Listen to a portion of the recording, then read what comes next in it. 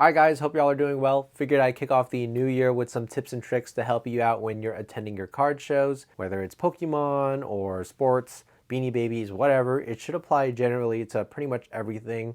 So I hope you guys find some value in it, and let's get right into it. There's lots of popular card shows out there. I'd check to see if they're near you. The ones that come to mind are Collecticon, of course, TCGCon, the National, Pokemon Regionals, Card Party, and so many more. You can also look up local smaller card shows by just Googling, card show in blank city. If you happen to live in a city where there's absolutely no card shows near you at all, I'd recommend picking a show in a city that you'd like to vacation at. For example, Collecticon has a show in Orlando. So if you want to have a vacation in Orlando where you go to Disneyland or Universal Studios, the beach, and then also go attend Collecticon, that'll justify it a little bit more than just going to Collecticon by itself. That's exactly what I did for my first Collecticon last year in Orlando. Once you pick the show you want to go to, then right before you go, take a look at your collection and make a list of everything that you want to buy, what you're looking for, how much you want to pay for it. Make it into a list, and I would rank it in order of importance. Set a budget, that way you know how much you're spending and you can keep track of it pretty easily. Doing this a day or two right before the show ensures that your market prices are accurate, and it helps you save time so that you're not looking it up every single time. It's especially helpful to have in case you have terrible cell service inside the convention center, which is a super common thing. If you have no service, you can't look up the comps. So if you do it beforehand, you at least have an idea of the comps for the items that you want. I'd also recommend leaving a small budget for unexpected wants. It's always nice to have some money set to the side for something that you might not know you wanted, whether it's a card you've never seen before, maybe some merch. And if you don't end up spending it, you can just take that money and use it on something on your wish list. Make sure you bring plenty of cash. That's probably the most important thing you can bring. I would recommend bringing your entire budget in cash, just because only the big companies and brick and mortars accept credit card usually, and almost every other vendor only accepts cash or digital cash equivalents like PayPal, Cash App, Zelle, Venmo, all that stuff. But again, in case you have bad cell service, you want to make sure you have a method to pay for whatever item you want. You don't want to have an item that you really want to get and not be able to pay for it. I've had that happen to me a couple of times where people would walk up and they only have a credit card, which I don't take. They weren't able to pay for it because they either didn't have cash or their cell phone service wasn't working. Go to the bank, withdraw some money. If you don't use it, that's perfectly fine. You can just deposit when you're back. So again, make sure you have enough cash to cover your entire budget. That way you're not left without a way to pay for your items. Make sure you bring food and water as well, basic stuff, but I mean, especially if you're gonna be there all day, you're gonna get hungry, and unless you want to spend $20 on microwave convention center burgers, bring your own stuff to eat.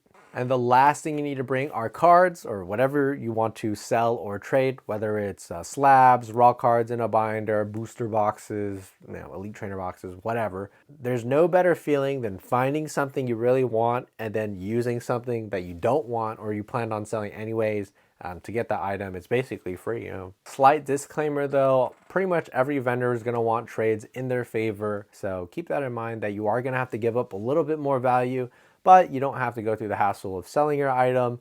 And again, you're trading something you don't want for something you do want, pretty much hassle free. And then the vendor gets a little bit more value. So it usually ends up being a win-win for both parties. Obviously, if you have some super high-end or extremely sought-after cards like a Crystal Charizard or something, then that's not the case. But in general, most vendors are going to want a little bit of an edge. But you can also trade with other attendees in the card show, whether it's just walking around, waiting in line. Usually most events have a trade night at the hotel after the show. That's always very popular for attendees to go to and get some deals done. So make sure you bring stuff, because you can't do anything if you don't bring anything.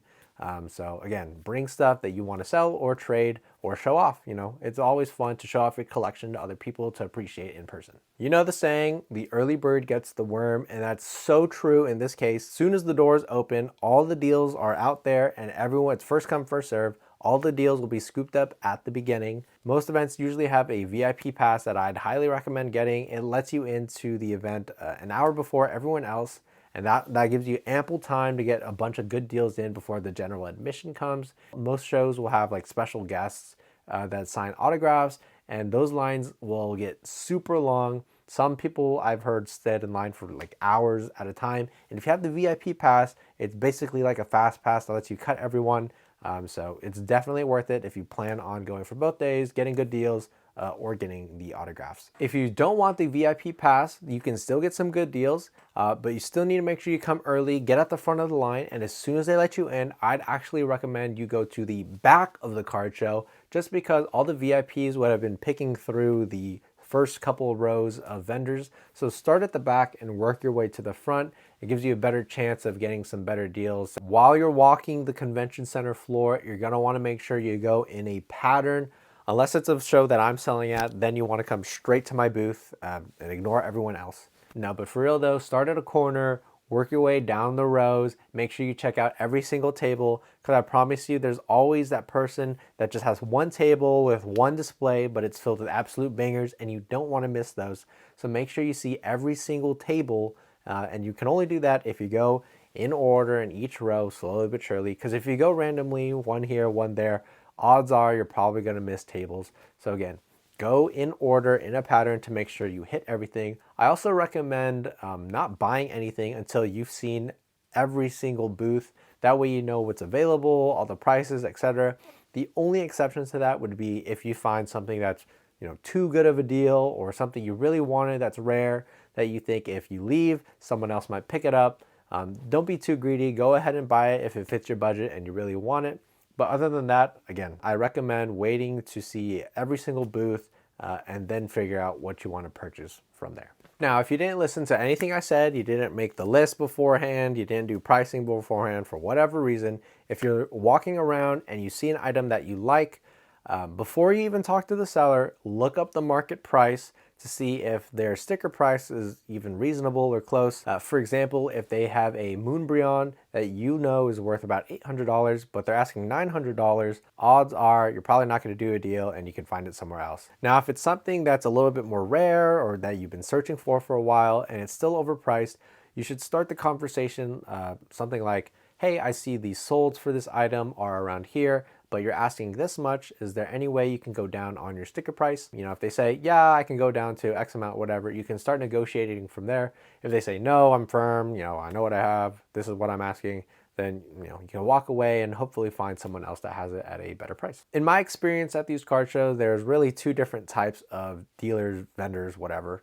There's the giant companies or brick and mortar stores that you recognize. They usually have huge sections, one or two with big banners, table covers, all that. And then there's the local vendor, small sellers that usually just have one or two tables and a display case filled with slabs or whatever. The larger companies do tend to have a lot more variety of product to buy from. However, their prices are a little bit more expensive, and they're also a little bit less likely to negotiate and do bigger deals. If you wanted to sell or trade your items as well, they usually pay the lowest rates, which makes a little sense because they have overhead, employees, and all that. So I would try and find a smaller local vendor first before you go to them. I, for example, pay around 70 to 80%.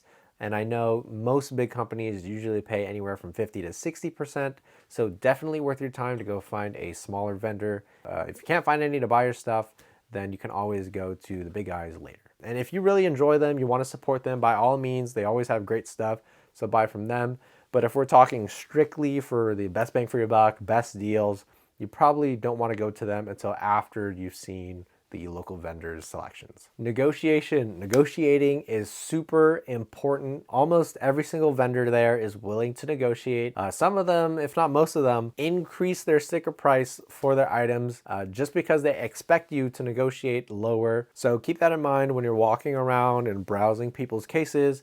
Odds are you're going to be able to buy those items for less than their sticker price. It's also better if you can find a vendor that has multiple items that you want to purchase, because it makes the negotiation a little easier. It's a lot easier to offer a buyer lower than what they're asking if you're buying a bunch of items from them, as opposed to if you were just buying one item. That way, they can move a little bit more product and then you get a little bit more of a deal. When you are negotiating, you want to be firm, but you want to be cordial, right? There's a fine line between being a hard negotiator with good reasoning and a good attitude and a negotiator that's kind of like a jerk that nobody wants to deal with. So, if a deal's not going your way, don't take it too personally. And if you're not into negotiations at all, that's totally okay. If you're shy, anxious, whatever, no problem. Just remember, it never hurts to ask.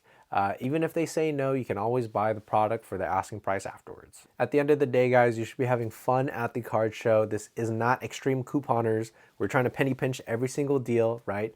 Just as long as you're happy with it, even if you get prices that are slightly below or close to online prices, you're still getting the instant gratification of getting it now. You don't have to pay sales tax or shipping like on eBay. So even if it's close, to online prices, you're still winning. I usually treat these card shows as like a giant scavenger hunt.